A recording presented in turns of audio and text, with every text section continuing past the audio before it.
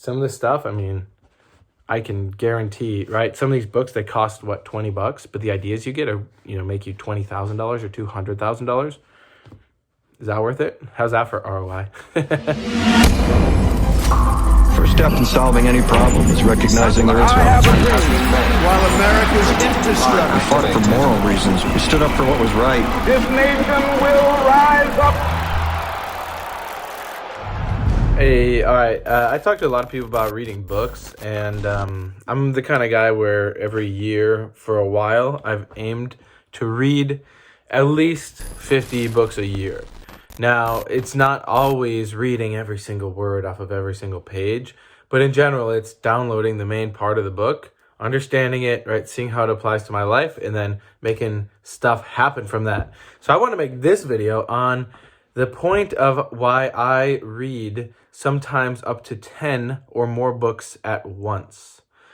Now, what does that mean? Am I literally having 10 books open on my desk? No, but here's just for example, right? Here's some books I'm reading. I'm just pulling them off my shelf. And here's in no particular order. The Culture Code, right? Hypnotic Writing. I'll explain why I read all of these. Winning by Tim Grover. He was the personal trainer for Kobe and Michael Jordan and many others.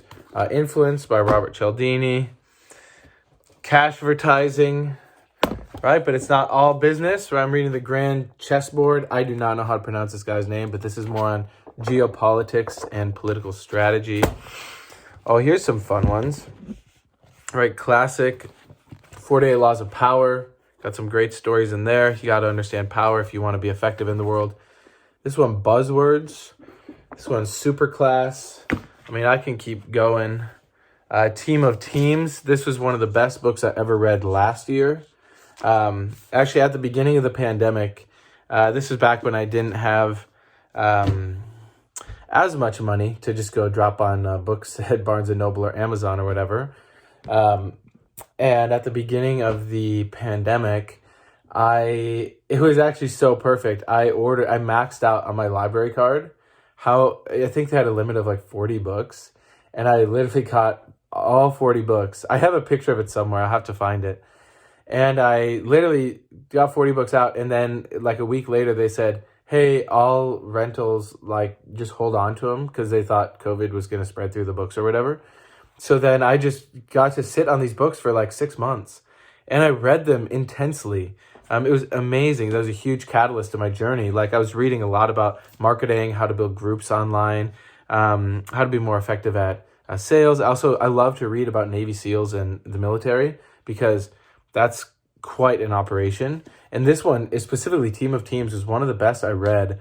And I'll explain why in a moment. But I'll just read it. I'll just grab a few more for you so you can see like what I like to read. And then I'll explain why do I read all of these. And then how does it all fit together so I can actually do something with this. Right? Because this is a very key point. A lot of times people will read books as a distraction. What I'm doing is the opposite of a distraction. I'm actually using it as an exercise to focus on the most important concepts where I can grow myself, such as Team of Teams. This was written by a military commander. It's talking about how to build a team full of other smaller teams. And that's literally what I do in my business. I have sales teams that are then building other teams. See, so I'm not just reading like novels and stuff. Even though, right now I rarely read fiction, but I'm reading 1984 and Snow Crash right now because a lot of my friends have recommended those to me, and obviously the world right now is like real life 1984, so I wanted to read the classic. But yeah, I'm much more into the nonfiction. Let's see what else. Ooh, this one's good. It's called Buck Up and Suck Up, Come Back When You Foul Up, and it's 12 Winning Secrets from the War Room. So these are two guys that have worked in the White House and in the War Room, Department of Defense. I don't know where. I heard about it on some YouTube video. I found it really cheap on Amazon. I was like, you know what? Let me get this thing. And it's very cool mindset to see, like, how do these people at some of the highest levels in the world operate under pressure? How do they deal with that? And books are so underrated. Like, if you can read, shout out TechnoTutor. Because I was reading, 50, 60 books a year in the past, and I was not really comprehending it. Like, straight up, like, here's how I can explain it. Here's an example. I was reading like Rich Dad, Poor Dad. You know, the Robert Kiyosaki book, the classic book on personal and business finance.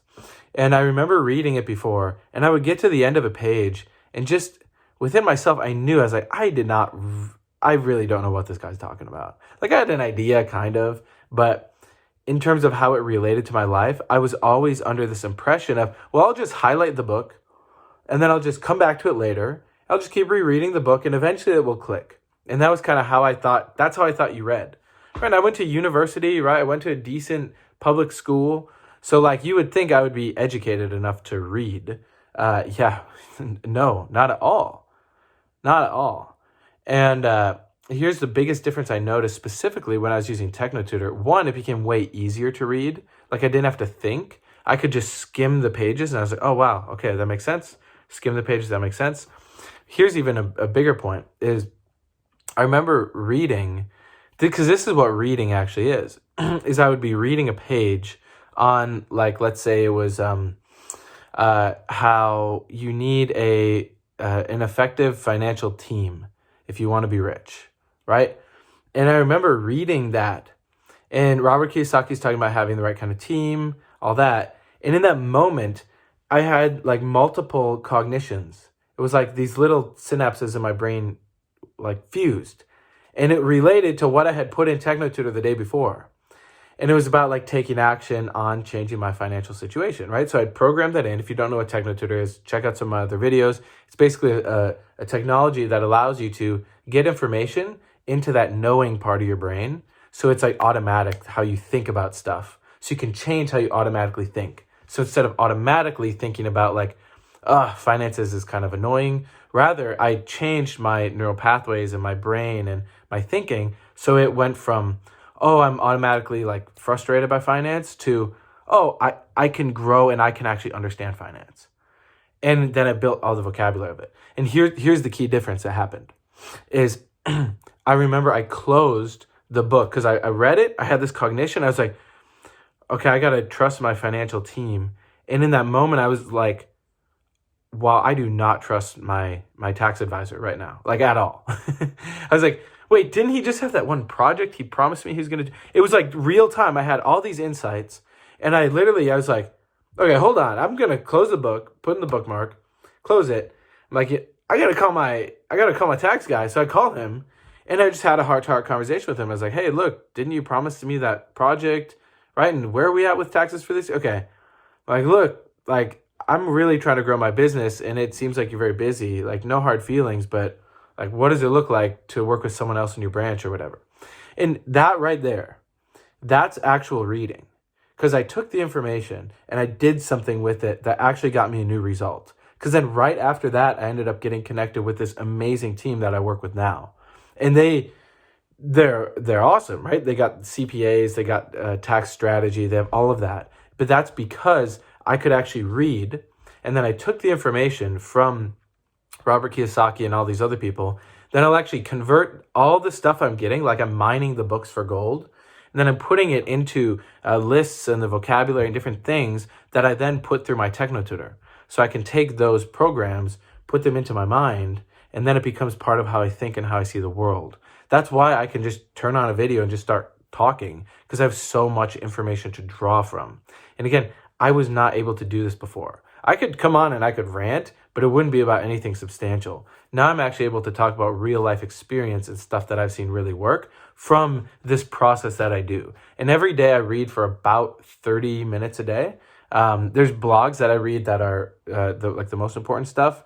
A lot of the material from like Destiny and DIP and things like that. That's a lot, like for a beginner. And if you don't have TechnoTutor, I wouldn't recommend that. It's like stuff on more deep, like self-development stuff, like self-forgiveness and that, which is good. But you check out my other videos on that. But also, on top of the self-development stuff, I'm also looking at how do I groom myself and prepare myself to be extremely effective in the world, be able to handle lots of money, be able to lead teams, be able to buy companies, be able to handle wherever the economy heads, and all of that. Right? That's what I'm looking at, right? I'm looking at 10, 20, 30 years down the road, who do I need to become? And what type of people do I need to surround myself with? And how can I support others that are in my network that are serious about making the world a better place? How can I help us all rise up? So, couple more books. Let me just grab like 2 of these.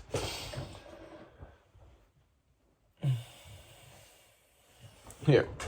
I also read some biographies. Like I read the one on called The Everything Store on Jeff Bezos.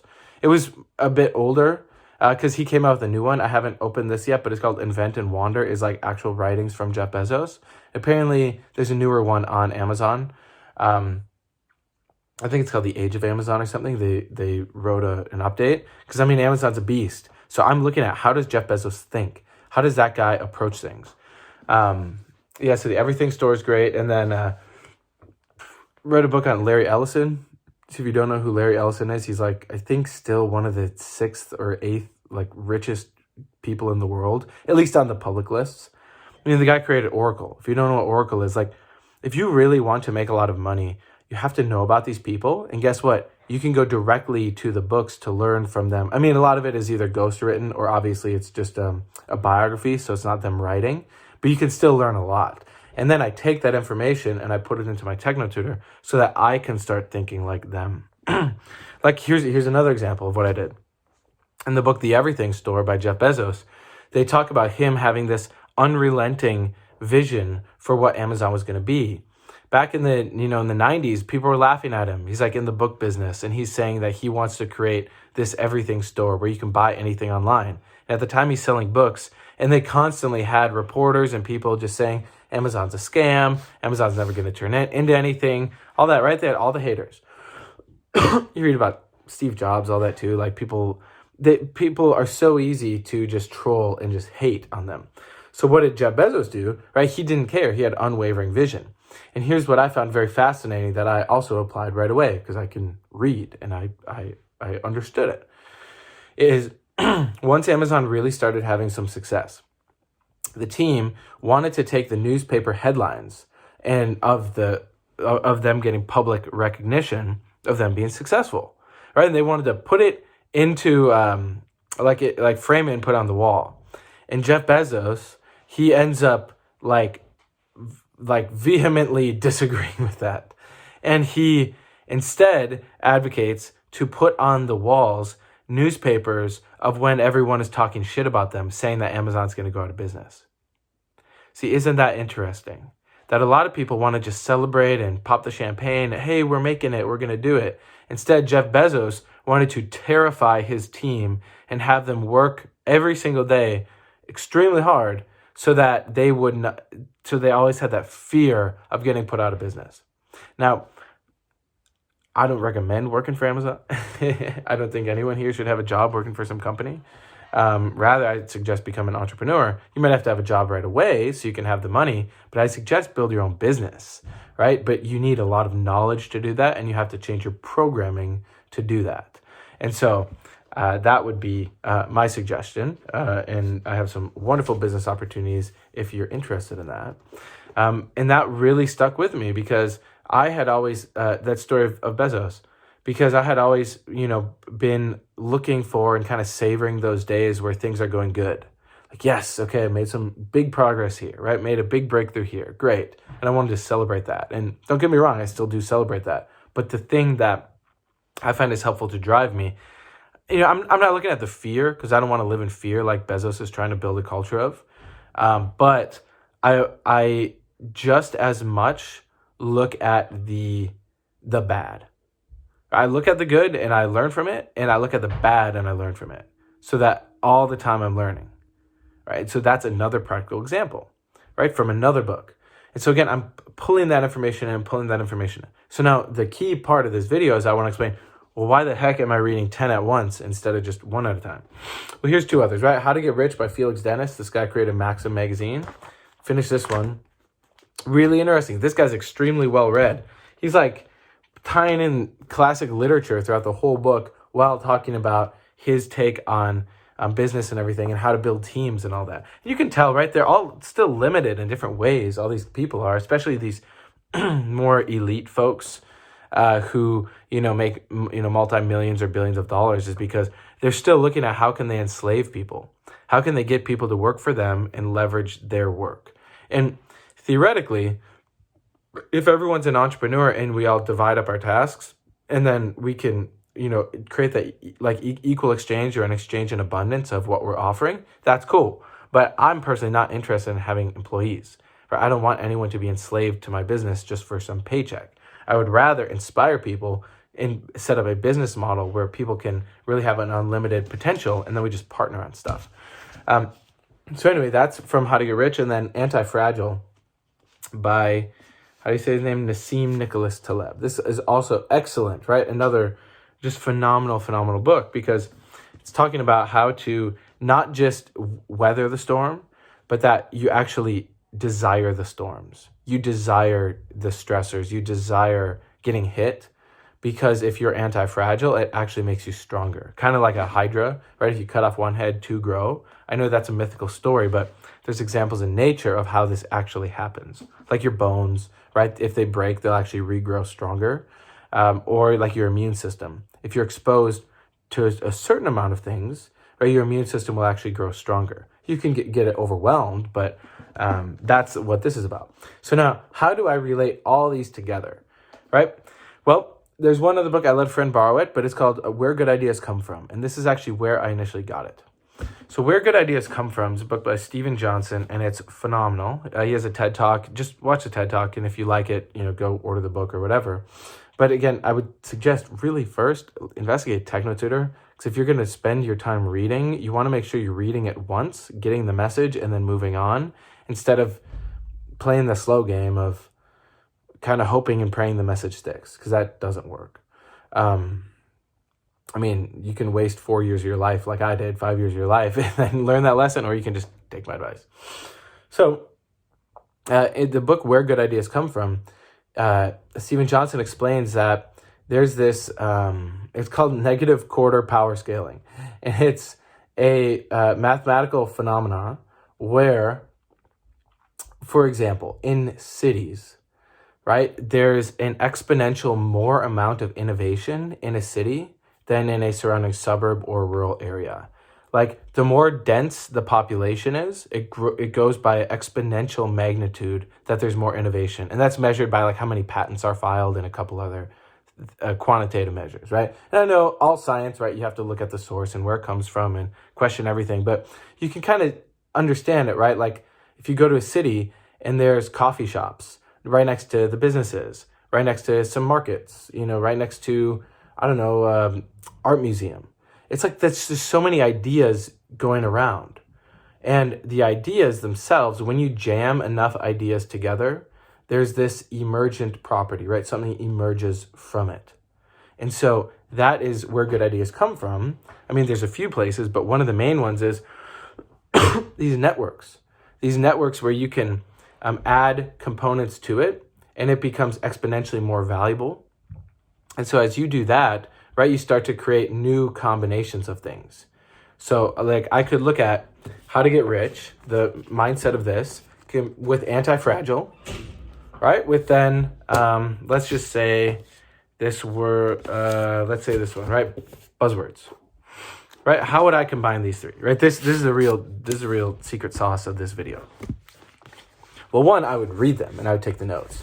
But then, even just off the top of my head, real time, I'm looking at, okay, How to Get Rich, right? Where he talks a lot about building a team and recruiting people for you. And then Antifragile. So being willing, as I'm building my team, right, and getting rich, being willing to go through the disorder, go through the chaos, and actually embrace that, right? Embrace the failures and then learn from them so I can go stronger. And then my team gets better, right? So that's decently good idea.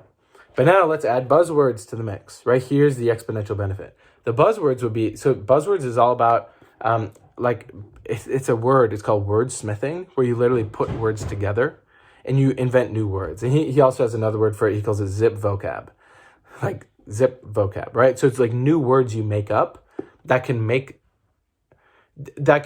encapsulate a concept, right? So that you can communicate that better. So what if I now could look at different buzzwords that I could use to make a more effective team, right? So I can make more money and then use buzzwords to support that. But then also you add the anti-fragile philosophy into that.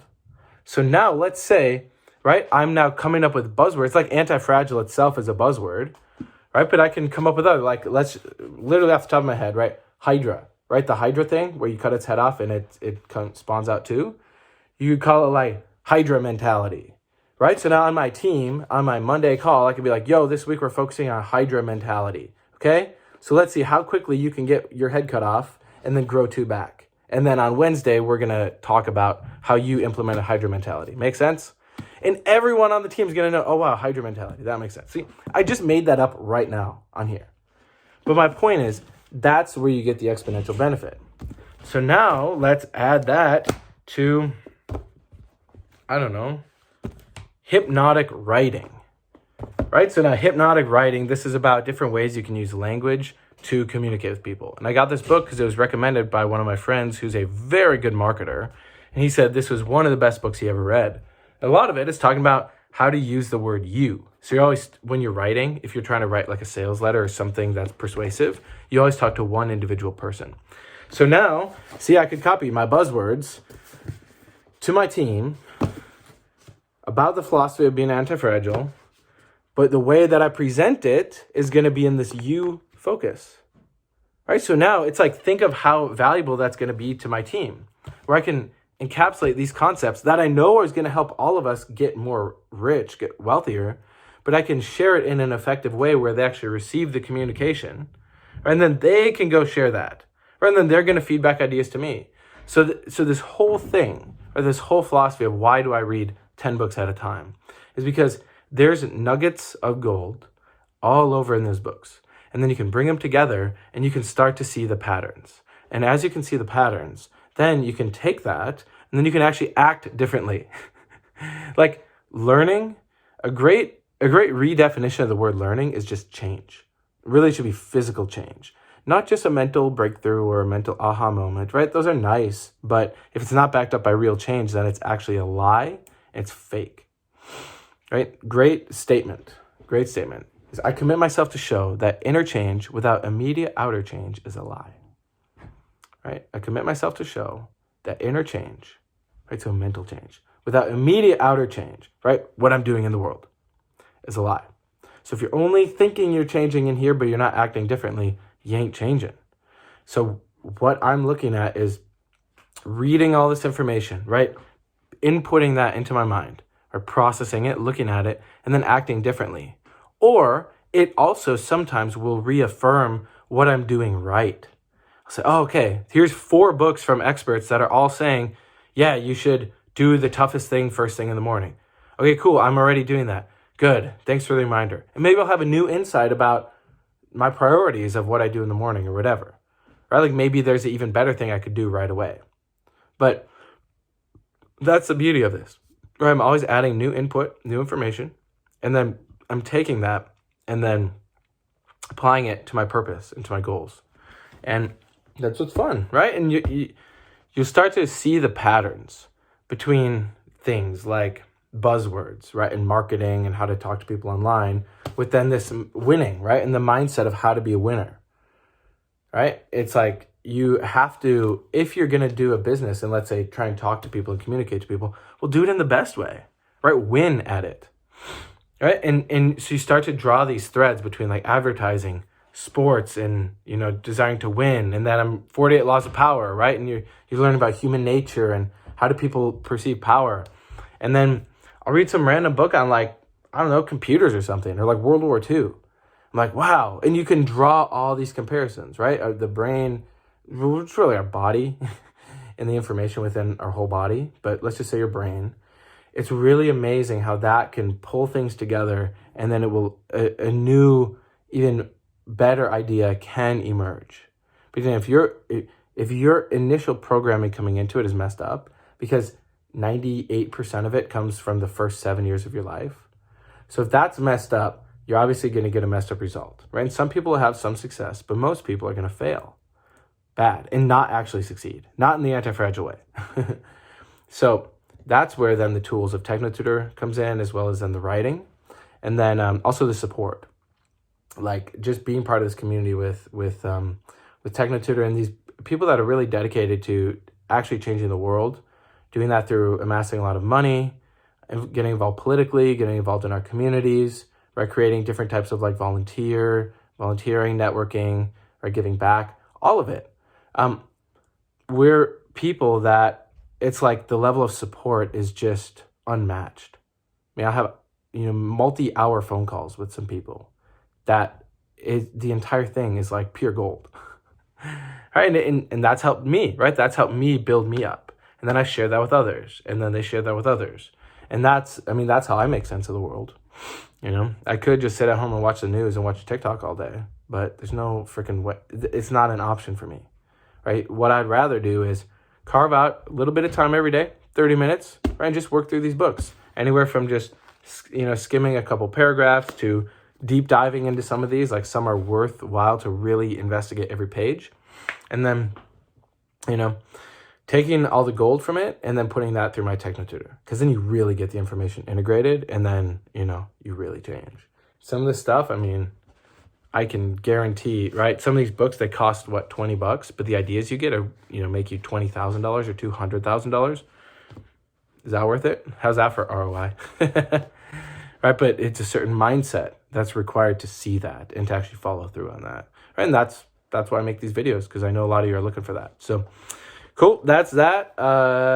Anything else would be, if you want to connect, I'll put a calendar link in the description below. So if you want to chat about this, or just in general, like kind of planning and how you want to get ahead in life, you can book a time in the calendar if they're open. I don't know how much they're going to be open, but test it out. And if you're determined to connect, reach out. I'm sure my email's somewhere on there. Like, we can find a way to chat, or on Facebook, I'm more on there. And then I look forward to seeing, you might watch this week, you might watch this 2 years from now, you might watch this 10 years from now, but this is part of my process, and it's changed me immensely. And I suggest you adopt it for yourself and kind of do it in your own way. But the principle behind it of investigate it all and then keep the best, like, that is true. So cool. All right, y'all. See you around. See you in the next video.